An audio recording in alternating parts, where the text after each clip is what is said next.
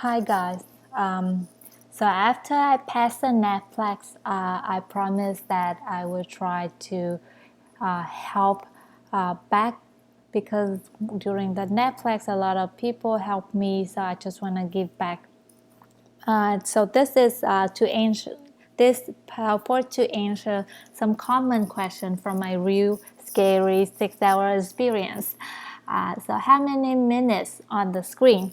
So this new NAPLEX type is 6 hours. So 6 hours, 360 minutes for 250 questions.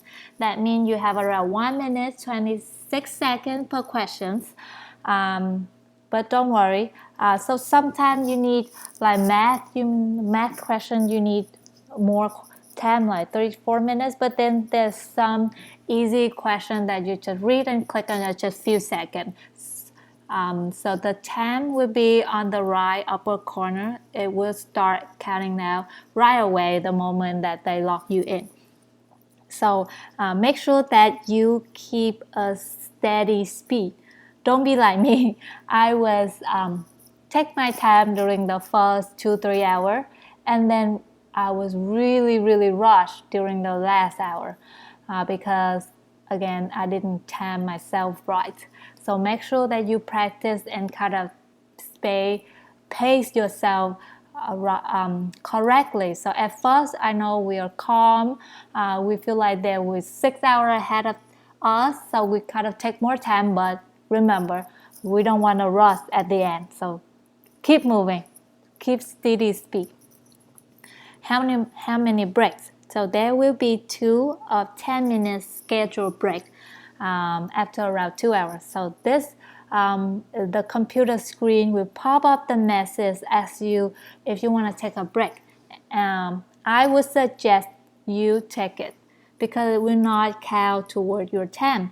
10 minutes is enough for you to raise your hand. So you click yes on it, it will start counting down. Okay, so you click yes, you raise your hand, they let you walk out, scan you.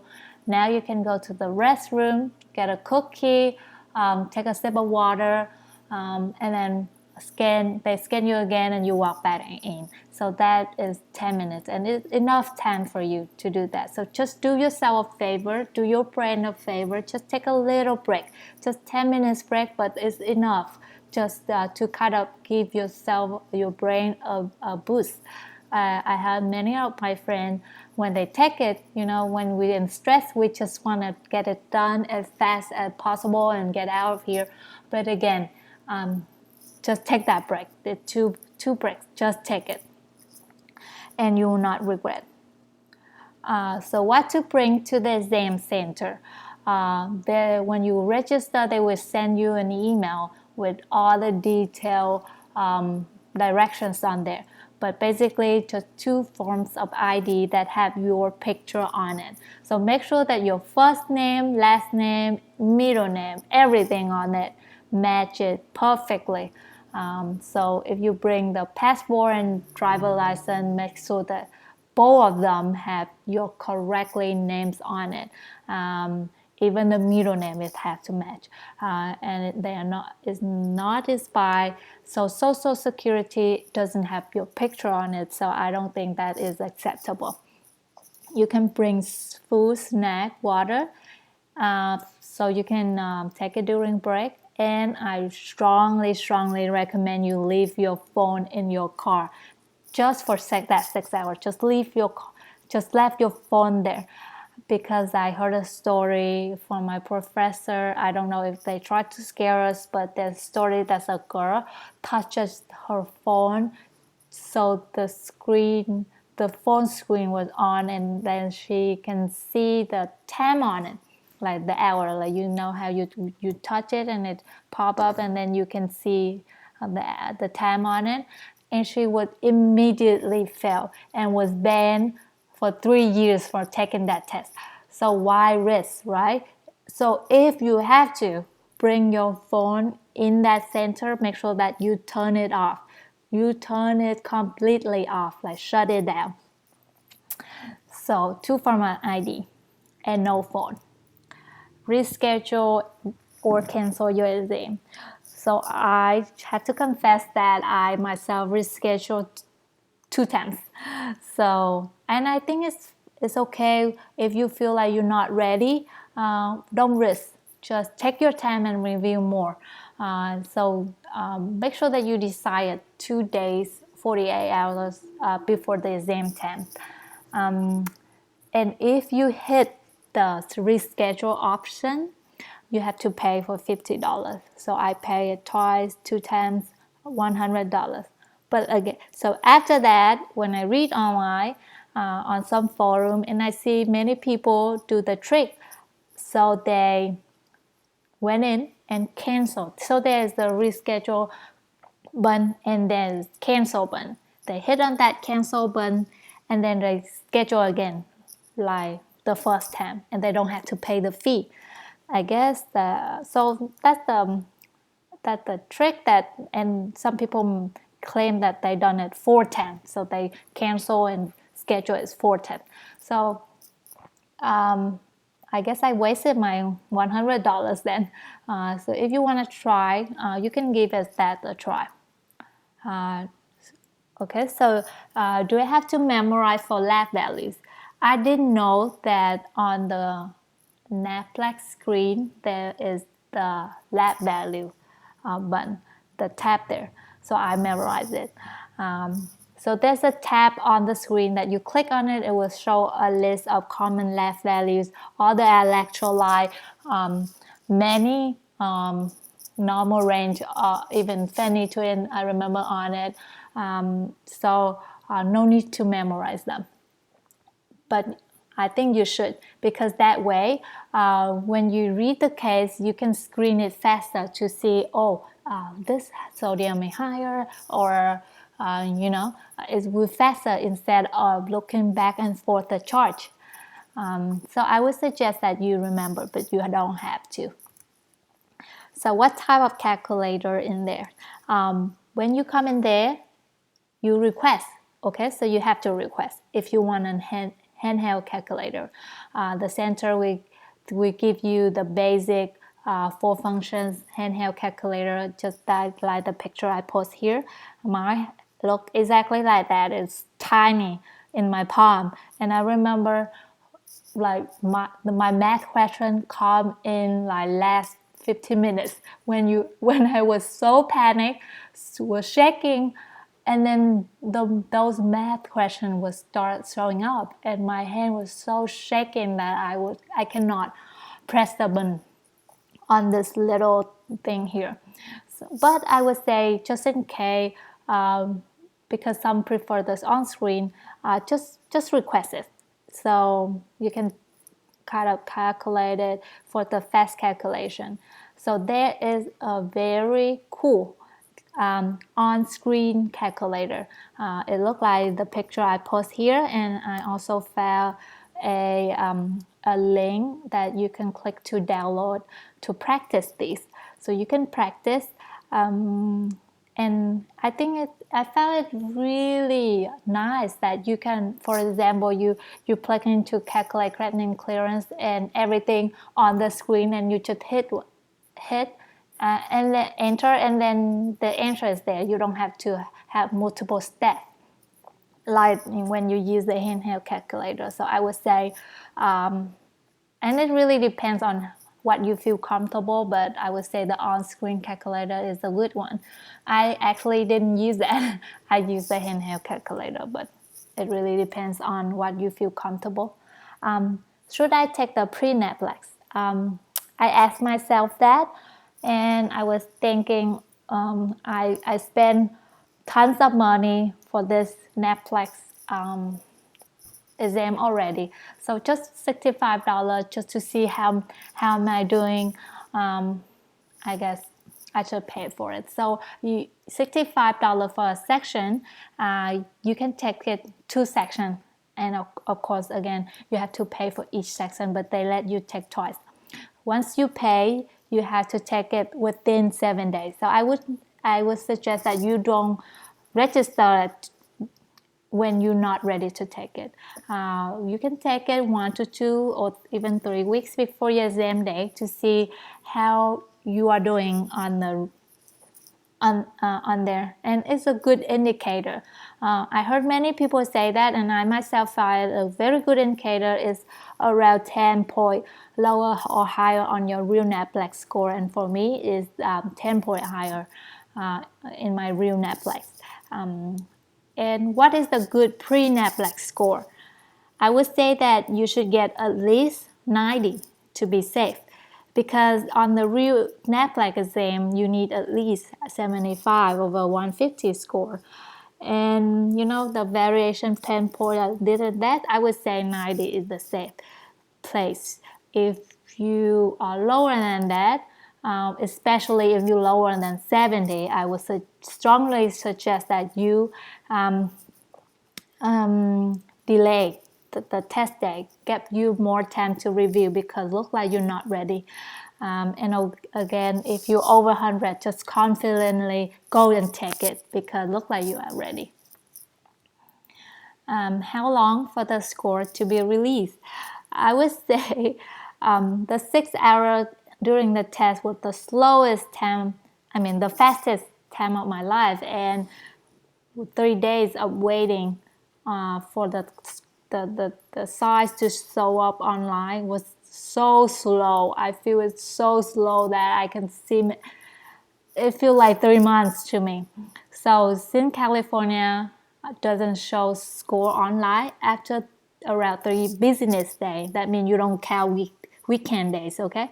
Around 3 business days, you can log in your NAPP profile and you can see some signs. Again, these are rumors. But you know, you are stressed out, you just want to see some sign that maybe, hopefully they see some sign that you pass. So when you look on there, you will see the table on like this. You look into the status, it says registration closed. You look over to the right, you see available actions or score transfer. If you see as score transfer, you may have passed. Congratulations. If you see new NULL like this, second picture over here, you may have failed. Again, these are just rumor. Your official mail gonna come home in 7 to 15 days. I would say use that time when you don't know the result to relax. But again, it's easier said than done. I was so worried that I could not sleep.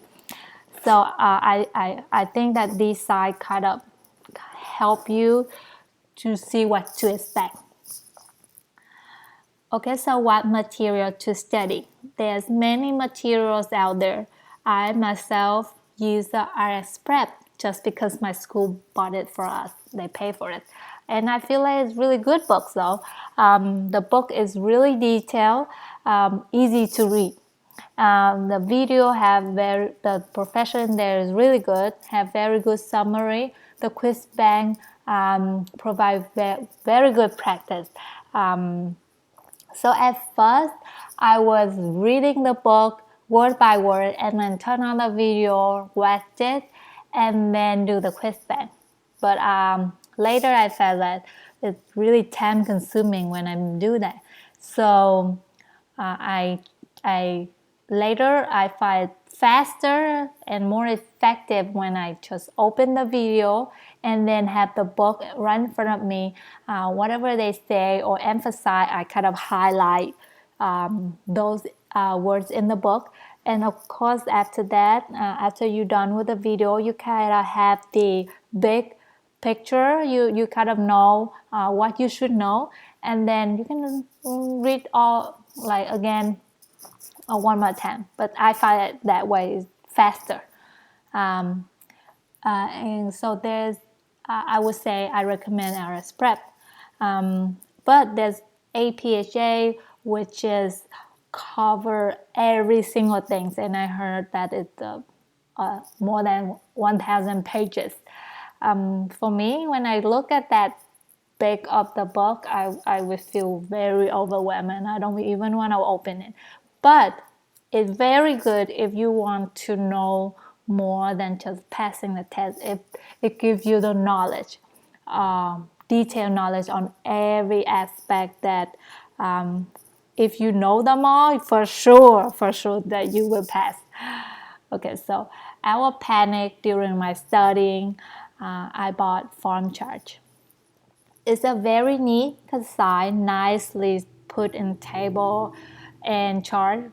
But again, don't expect it be detailed like RS Prep. I would say it's really good if used at final review. I myself didn't have chance to review it, but if you like to have a final table chart review, this could be a good source. Pronto Path.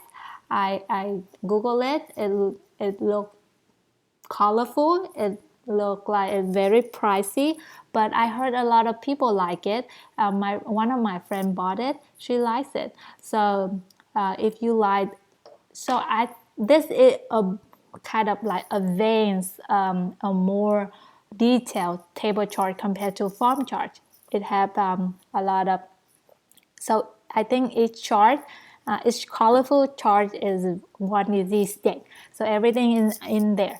If you are a visual person and easy to freak out with textbook, you should consider this option. But again, we each study in different way, and any of these material is good. So I would say to pick one and then stick to that material. You don't need uh, all of this to pass. Just stick one. Any of them is good. Just stick to one method and you for sure will pass. How long to study? Again, this is really depends on each person. When I was reading on the studentdoctor.net, I see few people say that they just study few days or 2 weeks. I think they are genius because I'm just a regular student. No way that I would study that for 2 weeks. No way. So really depends on how you study. How did you study during pharmacy school? Are you genius? For me personally, I think 3 months is a good amount of time for you to read thoroughly the entire book the first time, so to understand and get the idea, and then read again one more time, this time to memorize. So 3 months should give you a good amount of time. So I work weekends. During weekdays, I study around 8 to 10 hours, and I study for 3 months, and I feel it's a good amount of time. So you will realize that at the end of the third month, you will forget whatever you study in the first month, but it's okay because you will review it one more time, so don't freak out. I would say that don't be like me. I study chapter by chapter from chapter 1 to 3 to the last chapter, and I don't think that's a good strategy. Why? Because the first 25 chapters are really good to review.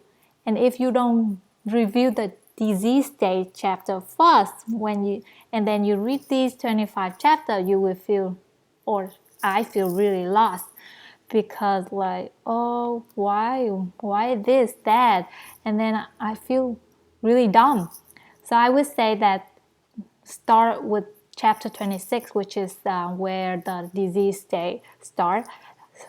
Study them first, and then when you're done with the disease state, come back and you will see that the 25 chapter are basically a really good review. Put everything in one place for you to study, to memorize. And I wish I did that, but I didn't. So if you are in the 4th year rotation and watching this video, I would suggest you make notes for each chapter. So by the end of the time you're done with the rotation, you already have a nice set of summary in your own words that you can review. This way you can study faster. And you can take it maybe in June, July, or wherever your ATT comes. Because you are ready. Everything is there. You just read over it. You review. I wish I did that, but I didn't. So there's a lot of lesson learned here. I hope that you took time to study during the rotation because it's a really good opportunity.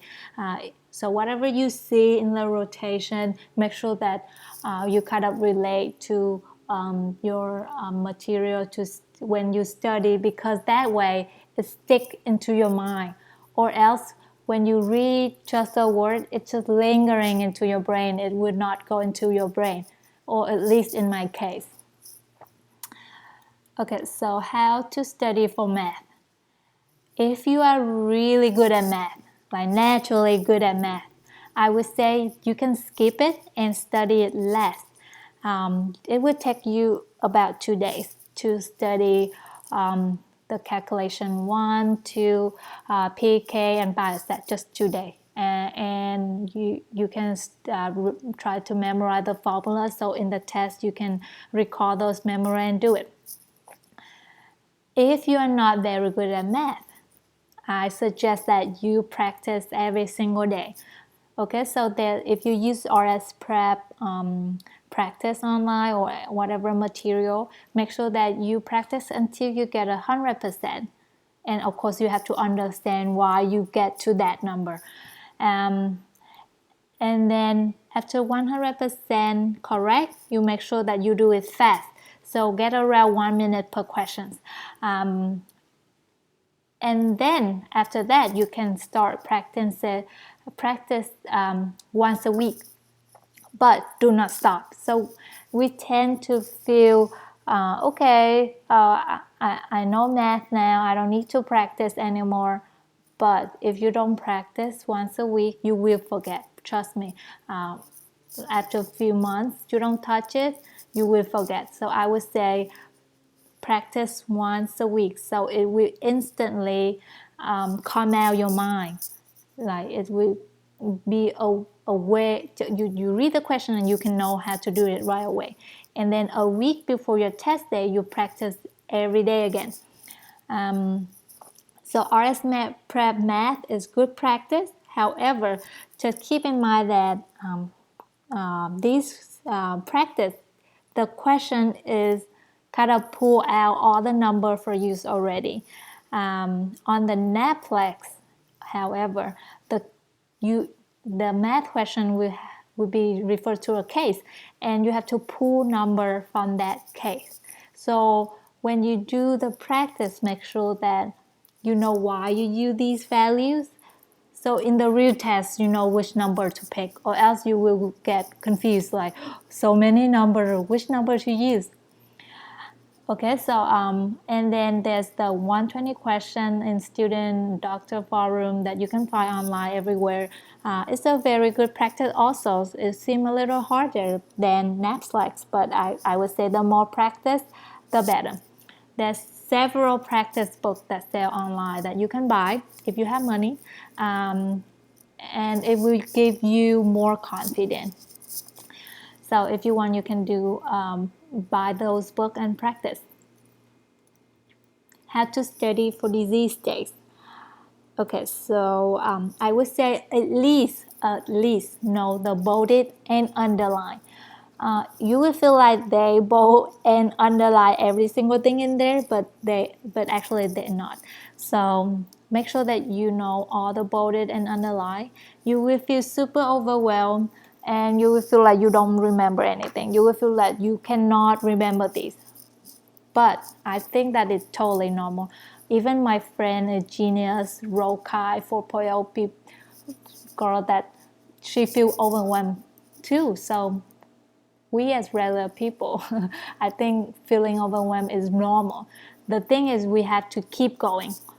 And hopefully it will stick into our mind one day. If you stress out and stop, that for sure nothing will go into your mind. But if you keep going, hopefully it will go into your mind. Okay, so another thing is drug-drug interaction and counseling. These, I don't know what the other material, but in RS Prep, they didn't highlight, they didn't underline it, they didn't bold it, and I kind of overlook. And I I think it's a big mistake. So make sure that you study the drug-drug interaction and counseling very well, even they don't underline about it. You should know it, because it's not only important for NAPLEX but for later when you become a pharmacist. So make sure that you know it. I know that it's a lot, but if you don't study it and you see it in the test, you will wish that you study it. So drug-drug interaction and counseling are very important. Okay, and then big picture. What do I mean by big pictures? That when you study each disease, you study detail for each disease. But then after you're done, you should kind of step back a little bit and then look at all the disease, look at what is the similarity, what is the difference, what are the treatment. Because if you mess that up, then when they throw you a case, and oftentimes a patient will not have just one disease, they will have multiple disease, and then if you messed up what treatment to what treatment, it will be really hard for you to answer the questions. So make sure that you know what is the difference. For example, an old patient will have multiple conditions and multiple medication. If you, and so you should know, like all those old people condition, what are their treatment, what is their mechanism of action, are the potential drug-drug interaction. So you should have that all clear into your mind. So for example, what are the difference between Parkinson and Alzheimer? Or what are the difference between all the mood disorder? What are the different treatment they are? Make sure that you see that big of the pictures. So it will help you a lot during the test when you're reading the case. Okay, so I just share with you my experience when I studied NAPLEX and during the test. I wish you all the best, and please stay calm and keep going. Good luck, guys.